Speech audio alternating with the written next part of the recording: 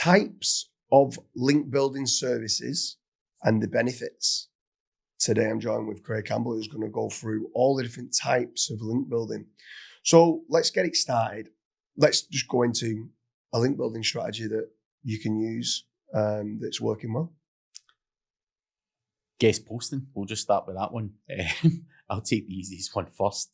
Just to start with, what for people who's watching this, let's say they just don't even understand what link building is. What is a guest post? Where you pay someone to put whatever post you want on their website. So you can say what you want, you can write it yourself, or you can get that person to write it or whatever, but you're basically paying for a placement on their website and a link to your website, which again you can control. I know there's a lot of people out here who say you shouldn't do that. We'll go into that in a bit. But guest posting is the easiest way. There's marketplaces for it, there's agencies for it, there's people who've just get different inventory and vendors and everything else.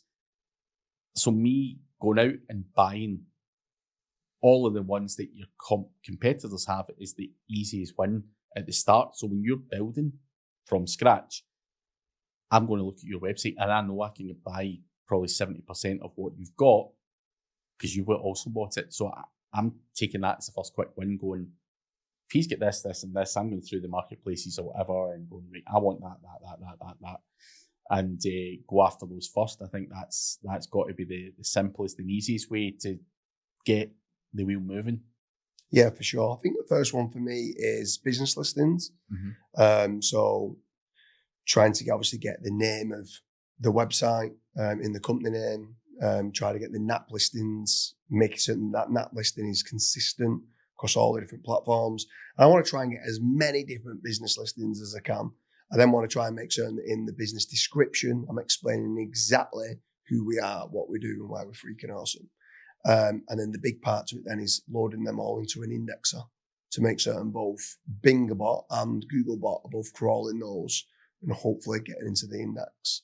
So I think that's a great strategy for building trust. They are mainly no-follow, naked URL backlinks, but I think that's quite good initially to get that backlink profile, to get those what people call like pillow links or foundational links. I think that's a good place to try to get started on with a new website. But other types of link building services, what's the next one for you on the list? Another one, again, if I was going into a competitive market, I would be looking to see if there's anything I could buy to do a redirect in to a website. Because again, if I'm starting out, power is something I'm maybe got a big shortfall on, and I would very quickly go, what domains out there can I get that I can potentially redirect into particular sections of the website or whatever it's going to be. So I think that's a kind of, you've got your, again, people out there, your Callens and guys like that who've got massive amounts of inventory. You've got marketplaces like Odys. You've got people who have good assets, but also there's GoDaddy auctions and all that kind of stuff as well. That, if you're competent, you can go and have a look at those and get some quick wins there. But the argument from that is whether you do a redirect, whether you use it as a PBN, and all of that kind of stuff. So, but I'd go out there and certainly be looking to acquire age domains that have a backlink profile already, because I think that's just, again, a no-brainer and a fairly quick win at the start, just to get another fucking nudge up the rankings.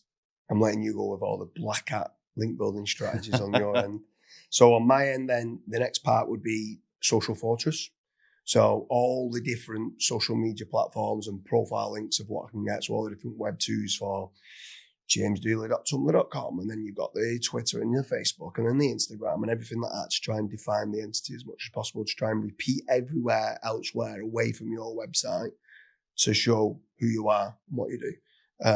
Building that up, again, it's not really powerful, but it's just to define the brand and define the entity. So that would be the next part. Again, what I would be doing is, let's say there's 70 different profiles, and what you can be getting is loading them all into the indexer, getting them crawled by Googlebot, crawled by Bingbot, to try then to build that initial foundational backlink profile before if I was going to start going more aggressive with some of the techniques that you would be talking about.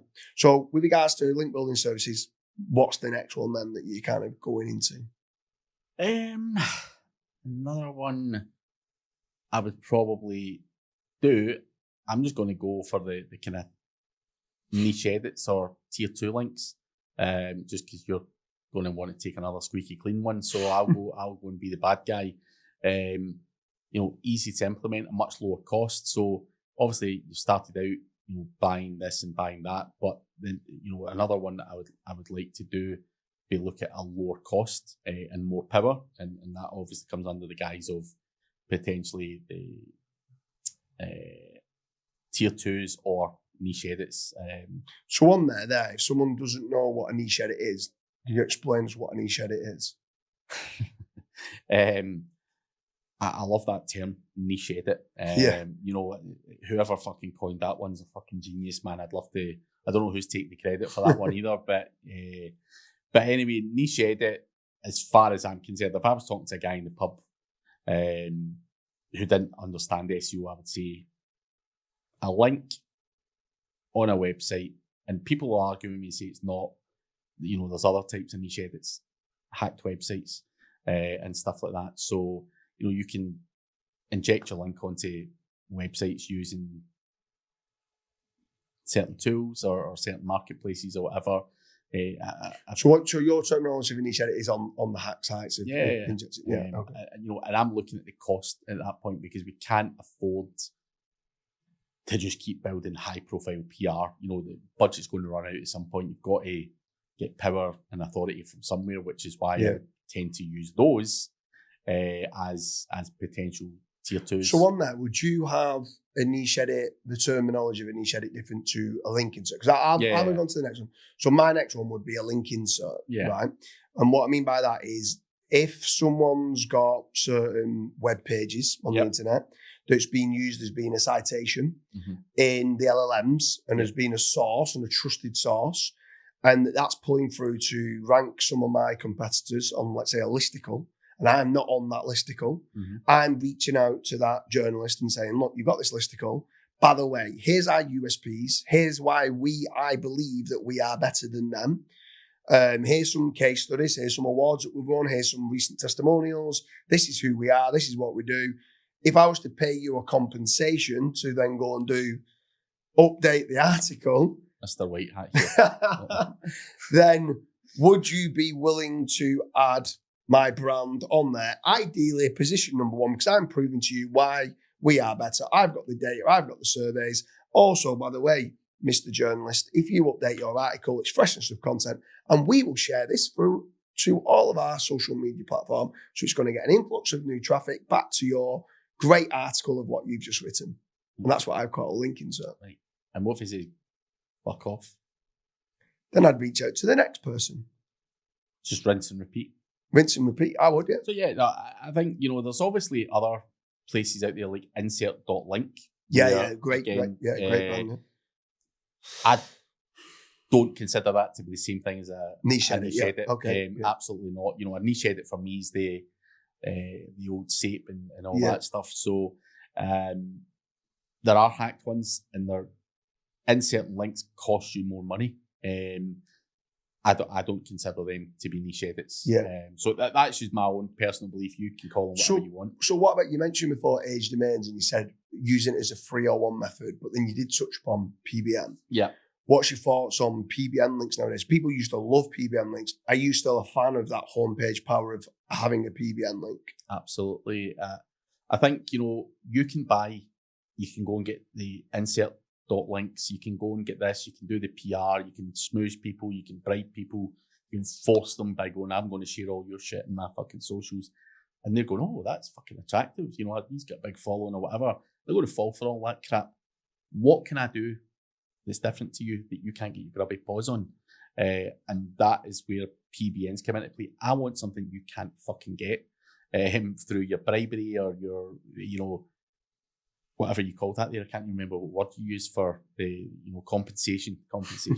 Something that you can't just, flutter a fefew quid about and get your dirty hands on, and that would be building my own PBN. Now, I'm not going to sit here and say go build out fucking 1,000 PBNs or whatever. I think PBNs is just like the ice on the top of the cake again, where I've got something you can't, and that might be the difference between me and you winning. And if you can't beat me, you're going to have to then build your own PBN and get your own assets as well. So it's always about trying to get something that you can't get, because that could be the deciding thing. And, like I say, I know what you do, you know what I do. If we really wanted to compete with each other, we could go toe to toe, and it would probably be like up, down, up, down, up, down. But it's going to come a point where I'm going, how do I fucking hold him down in position 2? And for me, PBN's a great way to be able to implement that. So yeah, I'm a big fan, always have been, and even now, I'm still a massive fan of it. Yeah, for me, with regards to different link building services and the benefits, another great one for some of the bigger brands is digital PR. So actually going getting, and so many people don't do it because it might be $5,000, $6,000, $7,000 for a campaign. It's not cheap. You might only get 10 links, so it might be like $700 for a link that's put on there. But they are on very, very high authoritative, trusted websites that do move the needle. And some people are like, yeah, but they're no follow. I'm like, I want them no follow hints on them big sites. Like if I can get do follow as well, happy days. But I'm really happy with getting those digital PR links. They do pass the trust and the branded signals. And I think digital PR is another great link building strategy. Yeah, absolutely. Link, another link building strategy for me is something I would do as well. You might not call it a link building strategy, but I'm going to throw it to you anyway. Parasite SEO. Obviously, your job is to leverage, a Reddit or whatever it's going to be, to obviously drive traffic to your website. But I would also see that as getting links on some of these platforms as well, whether they do follow or no follow or whatever. I'm not giving a fuck. I want links on some of those higher profile parasites as well, purely from a link juice, because no follow doesn't mean no equity at all.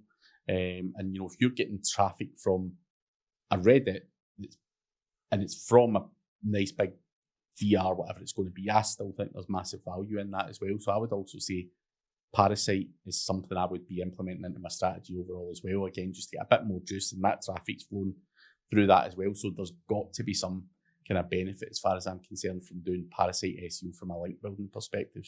Yeah, for sure. I think for me, the next one would be, and I know which one you're going to follow on to after this, with regards to syndication of links, is podcasting links. Mm-hmm. So I can go and create a podcast. I can go and syndicate out to 47 different platforms. That includes places like Apple Podcasts, Spotify, Amazon Music.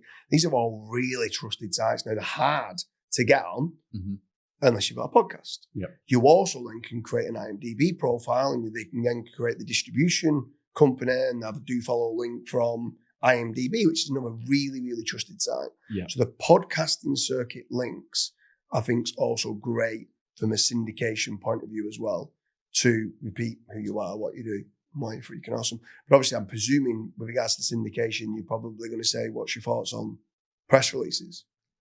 Again, I wouldn't say they're a massive, massive needle mover as such, but it's still part of the job. It's going to help get things indexed. It's going to get brand mentions. There's so many other benefits to doing press releases, and feeding LLMs doing those press releases over and above the link power and the equity that comes from them, because we all know deep down as SEOs, a lot of those syndicated press releases, there's hundreds of thousands of links on those websites. The actual link power that you're getting from it's decreasing all the time. But obviously the press release guys are always trying to add new networks of sites and all that kind of stuff as well. But yeah, I think press releases are a massive thing. And I certainly know from, I know you deal with Madge and or have dealt with them, and I'm in the Randy camp. Not that I'm against Madge. Madge's a great guy as well. But these guys are also doing the AI podcast distribution from a link building perspective as well, and releasing the press release as a kind of AI podcast to then do all of that stuff. So they're kind of tying shit like that together as well, which again, getting on some of the bigger podcasting platforms, they're just seeing link equity and syndication and more bang for your buck, essentially, because they need to stay ahead of the curve. So I think there's still massive amounts of benefits to doing press releases, including any kind of small link equity you're going to get from it. But I think, just as part of an overall link building, trust, brand building and everything else, it's up there as well. I think for me, the reason why I like Mads from Magic PR for the team, right, is that if one of my teams submit a press release and it's not to the standards that I want, they'll come back and say, whoa, you're not leveraging the power enough. Mm-hmm. So they basically turn around and say, where's the image? Because also the press release can rank images. Yeah. Where's the video embed? Where's the map embed? Where's the NAP listing? So there's always bits on top of just powering up the website of image ranking, video ranking, map, Google Business Profile ranking of what it can bring. And that's the reason why I'm like, okay, he's on the ball with it. I like the idea that it's almost like quality control of what it can bring back. But let me fire a few different quick fire questions to you, because there's now lots of different other types of links, but now we're going towards maybe the dregs of, is it worth it? Is it not worth it? Yeah. Right? So blog comments, would you do it or not? Let's say it's a $5 gig and you can buy 20 blog comments. Would you do it or not? Yeah. You would. Why would you do that? Because I get laughed at it before. I remember doing it. I think in terms of indexation and everything else and how the internet works, it's massive from that. But is there value there? I think there is. If you get one in Neil Patel's website and see you got a monster of a website, absolutely. Or whatever it may be. But I think I've always kind of felt that blog comments were more of a kind of indexation forcing thing. And if you understand how the internet works, that's a big part of everything that we do. So if you can retain stuff in the index, because we all know, people are using the indexing tools and everything else, you can go do some blog comments to make sure that maybe you don't have to do the indexing tool all the time, and you're just spreading your risk slightly. I've always done blog commenting for that, and I remember a few years ago I spoke about it at a conference, and some douchebag was putting stuff out on Facebook going, what fucking planet's he on? Blog comments fucking died in 2008 or whatever. And I'm like, arguably, you're right from that perspective, but you clearly don't know how the internet works. I want my shit indexed. That's why I'm using it. Yeah. Well, what's interesting is that I wasn't certain what you was going to answer to that. I thought you was going to say yes, but if you was going to say no, I was then going to follow on. Right. We did a lot of testing on it, literally 6 weeks ago on blog comments. We was very, very intrigued that 40% of the blog comments of what we force index got cited in the AI overviews. Where we did semantic triples within it and stuff like that, but in the AI overviews, not only did it get cited in Claude, it was also cited in Gemini. So with the right questions or with the right answers and stuff of what's going in there, it was actually being picked up by the LLMs. Yeah. Which was like, well, there is other means of not even page rank distribution. Yeah. Your LLM seeding or LLM manipulation and getting the brand out there and getting information about what's going on. So the next one would be Wikipedia. Now, I'm not about creating a Wikipedia page. You need to have a big brand for it. But if you could get a citation as a reference at the bottom, it's a no-follow link. Would you be wanting, if you've got a reliable source for that as a link building type, would you be wanting Wikipedia citations? Absolutely. It's a monster of a website. So I would absolutely take it all day long. Let's move on to the next one, Web 2.0. So you can go and get some on Blogspot or Medium and all those. And certain people can, on certain platforms like Legit or on Fiverr or Freelancer, there's certain places that says, okay, we will create you an article on this Web 2.0 for $1. Would you be interested in those type of links? Absolutely. Not just from a link equity point of view, but brand protection and making sure that someone else can't use my name. I'm thinking of that first and foremost more than I would be thinking of what link just to get from. But absolutely, But he's also on that is what's quite interesting is the including the image, including the video, including the NAT. So it's just, even there's not that much power, it's just repeating who you are and what you do to build that trust, confidence and clarity which I do think is key. Is there any other types of links? Or let's have a little bit of it with regards to trying to diversify your backlink profile.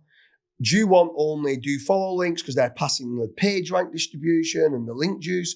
Or are you wanting the foundational links? So you've got some naked URLs, that you want some no follows, some do follows, like you want the mixture of what's in there. And with anchor text, are you wanting to blend that up with regards to naked URLs, branded, money rich? Like what's your kind of go-to strategy on there? I think you want to mix it up so that it looks natural as fuck.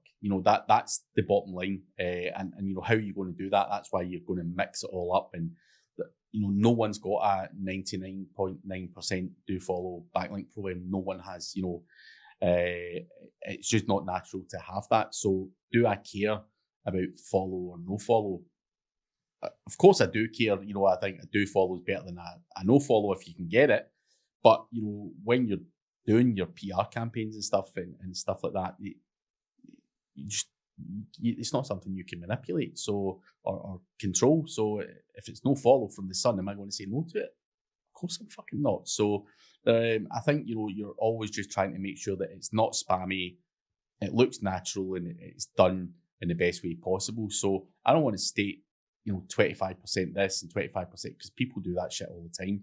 There's a lot weighted on the brand, but obviously you've got partial match, targeting keywords specifically, which is obviously a very, very small amount and stuff like that as well. But I always want to make sure it just looks natural and holistic as you possibly can, and that's my way to do it. There's no exact figures. I completely agree with you. Like I said, just try and make it look as natural as possible, including the link velocity as well. So consistently trying to do, not just slamming 1,000 links on a day and then that's it, done. And if anything, you're getting link loss. You're consistently trying to move that link. One question though. Go on. When you talk about anchor text, because we've only got a couple of minutes left, right? When you talk about anchor text, what I also like is not deliberate in my part, but my anchor text gets mixed up for me.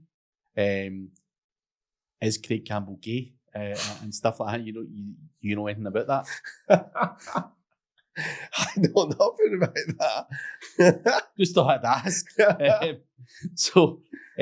I don't even need to make it look natural. People are doing it for me apparently, and out of the goodness of their own heart. So I can't complain. I might have to, if that gets some search volume, I have to write about it. Do some blog posts. But yeah, we've obviously had a few battles. Fucking around with people's names and is Craig better than Dooley, or does Craig have a bigger dick than Dooley, or whatever has happened. So I think that's also fun as well. So it just keeps it all looking.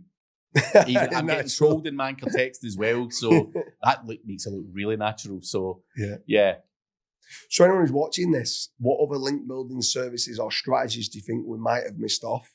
We really touch upon too much about like the powering up or running viability and stuff like that to what type of links would we do. We'll do that on a follow-up. Make sure you check out the link in the description. Craig, it's been an absolute pleasure. Thank you, mate. Cheers, mate.